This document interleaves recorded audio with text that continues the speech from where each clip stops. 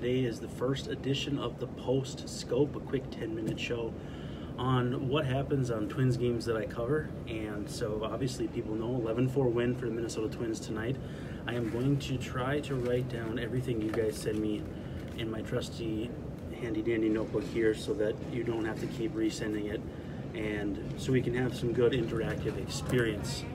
11 runs for the Twins, 12 hits, just one error for each side, but Twins effectively jumping Reynaldo Lopez. 101 home runs through 50 games, a new club record, and only the second team in MLB history to have 100 home runs in their first 50 games.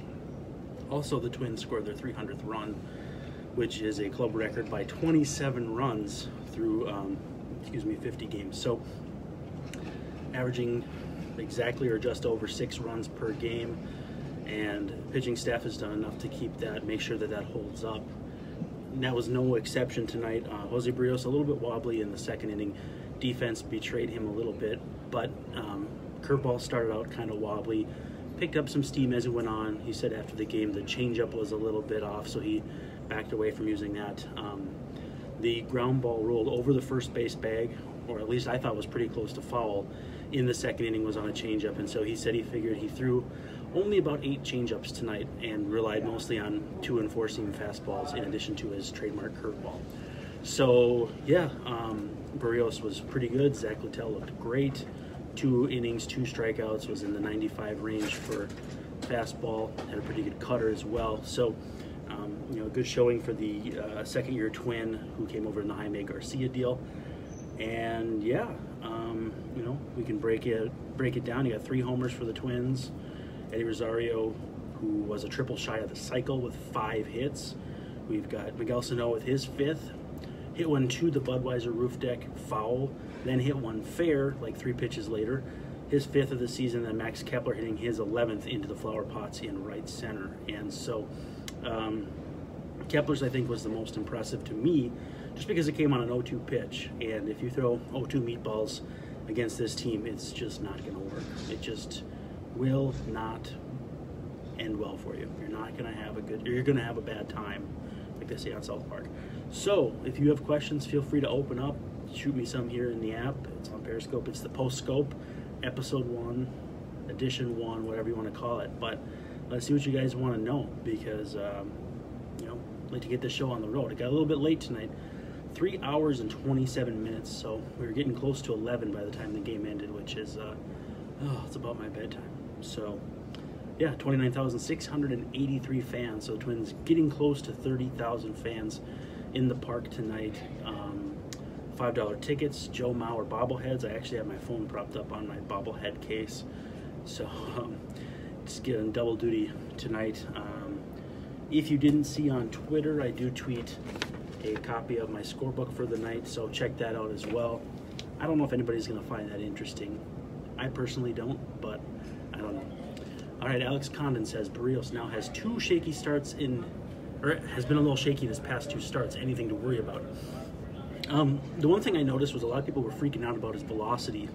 I asked Rocco Baldelli after the game if he thought that it was a matter of Barrios conserving for later in a start, or if he's just an addition and subtraction guy on his fastball. And Baldelli said he figures it's more of an addition subtraction thing.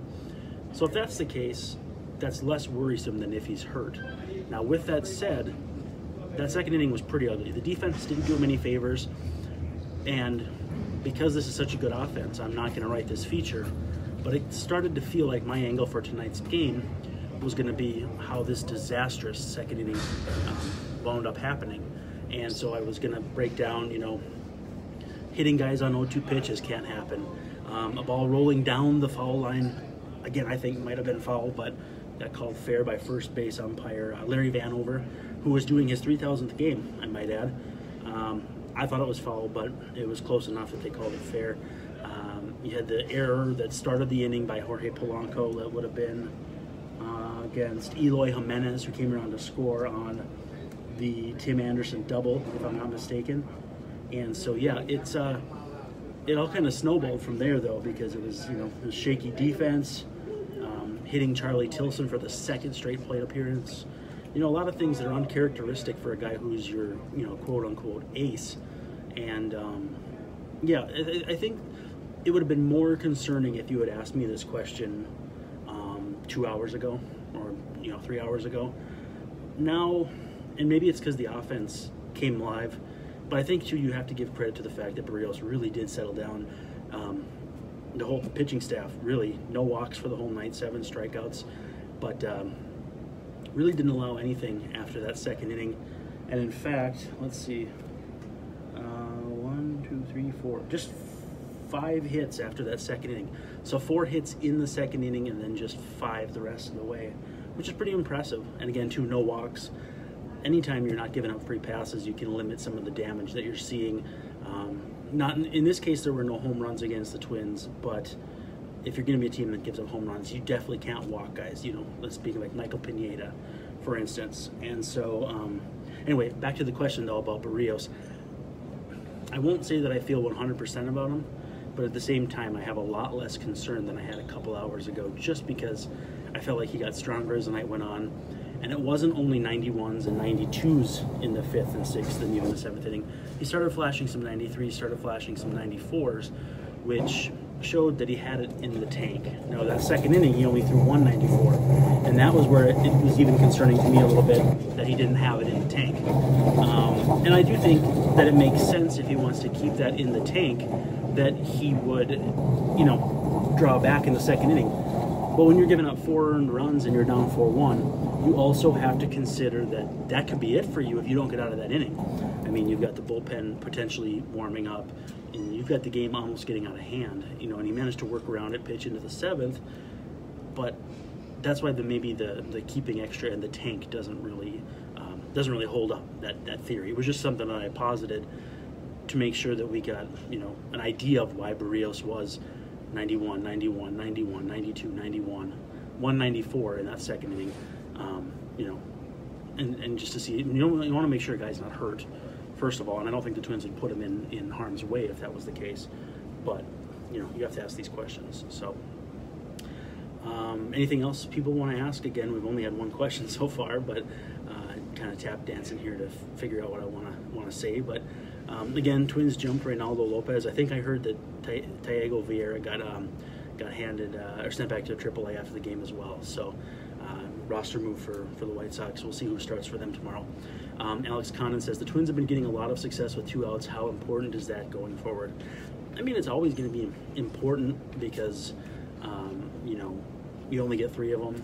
The offense has to click. Sometimes you don't want to leave guys in scoring position with 2 outs, but I don't put too much emphasis on it because it ebbs and flows just like anything else. I'm more worried about when this offense cools off, how people are going to handle it, because they're not going to hit 4 home runs every night or 3 home runs every night or 8 home runs like they did yesterday. If they start scoring 2 or 3 runs a game for a week stretch, a stretch of a week, also a week stretch, how are people going to handle it? And is it going to be, MN Sports again, which is, I'm not looking forward to that. So I'm not putting too much focus on 2-out production at this point.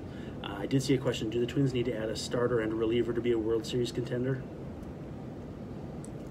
Maybe a reliever. I don't think they need to add a starter, but I'm focusing on the word need. The need. They're almost 20 games over 500 without that starter and that reliever. So the word need I'm getting kind of hung up on, but I think if they add one more reliever and you bunch together Trevor May and Blake Parker and Taylor Rogers and Ryan Harper, Mike Morin, who looks fairly solid, Zach Littell looked really good tonight, Tyler Duffy's looked really good. They have enough arms in the organization that if you add one more at the back end, whether it's Craig Kimbrell, whether you trade for Michael Gibbons or Will Smith, and Ian Kennedy, all these names that I've written about at zonecoverage.com, show off the shirt, that just makes that bullpen that much deeper. Does it have to be a back-end guy? Not necessarily. I just think that's the most glaring spot, is that, if Blake Parker struggles, do you go to Taylor Rogers or do you need him earlier to face the team's tough lefty, or is Trevor May going to step into that role with 10 walks and 17 innings or whatever it is this year? Can you trust him to throw big innings? He only got, 1 out tonight with a strikeout. He threw 5 pitches. Got to know where the trust factor is. Is Ryan Harper more trusted right now than Trevor May, because right now it feels kind of like he is. So I don't think you want Ryan Harper as your fourth option in a big league bullpen in the playoffs. I think you want, he could be your fifth option. You can come out in the sixth inning or the fifth inning if you have a short start and give you 2 innings, especially if it's someone who throws hard. And then you go to Harper, and then you go to someone who throws hard like Trevor May. You can really mess with the team's timing. Now, but again, I think you want to add one more reliever. I'm not sure. I'm not totally sold on adding another starter. I think, and I'm probably the only one who thinks this, I think Michael Pineda is going to be fine. Odorizzi's been great. Perez has been great. Gibson has shown some signs. And, of course, Barrios is Barrios. So, no, I don't think they need to add a starter. It doesn't mean they won't. Doesn't mean they can't. I think Marcus Stroman, I know everybody wants Madison Bumgarner. Don't think there's anything wrong with either of those guys as an option. But I also saw someone say Aaron Sanchez tonight. And if that idea of Aaron Sanchez working with Wes Johnson, especially because the price for Aaron Sanchez would be much lower than a Marcus Stroman or a Bumgarner. But if you want to see a guy like Sanchez work with Wes Johnson, that's exciting, because Sanchez was a bigger prospect. I think you could say a bigger prospect than Stroman. So I'm all for the idea of getting the next Martin Perez and turning them into something while maintaining your farm system. Alex wants to know, if it's not too early to talk about the trade deadline, what do you see happening there? This will be the last one I'll answer for tonight, so I can split. But I think they have to add a reliever, and I think they will. And I don't know if it'll be in July or if it'll be in June yet. It's just coming up. I think June's just a week away. Not trade deadline. MLB draft is very soon. I think that the season is progressing quickly, and to that end, the fact that the Twins keep winning, Cleveland is 8 games back. I don't know what they are now. Pending tonight, whatever happened, they're at least 8 games back. I mean, the Twins are in really good place, and really now, the closer we get to the trade deadline, they'll be able to think about potentially, bullpen additions to help them fine tune, assuming they can keep this lead. Now, it's way too early to assume that, but you can only really think about what you can think about in terms of what's happening right now. If the Twins have a big injury, that happens. Okay, thank you, Alex. So apparently the Twins are still 8 in front, Cleveland with the win tonight. So, 8 in front at this time of year, that's not a small gap. It's really hard to close an 8-game gap at any time. Granted, 50 games in, you're a third of the way through the season almost. You don't want to get carried away. It's not like predicting a presidential race like we said on the last Midwest Swing. But, 8 games is a lot. So, regardless of where the Twins are at the deadline, though, I think you got to add one more reliever, and I think it could come early because a lot of teams are already out of the race. Everybody beneath Cleveland is out of this race already. Can I stick a fork in Chicago? I think so. You definitely can stick a fork in Detroit. They've been horrible, and the Royals have been even worse. So, as teams fall out, do you trade for a Shane Green? Do you trade for? I don't think the White Sox are going to trade into their guys, Kelvin Herrera, Alex Colomé, or anything like that. But again, those are names you call on too and see if you can, take a look at them as well. But yeah, I think they got to trade for a reliever, and beyond that, I don't see any reason for offense. I don't see a ton of reason for a starter, but definitely got to get a reliever. All right, that's all we have for the first post scope. Twins win 11-4, 3 homers, Eddie Rosario 5 hits, Jose Barrios picks up the win, Reynaldo Lopez picks up the loss. Make sure to listen to Midwest Swing and check out zonecoverage.com. Peace.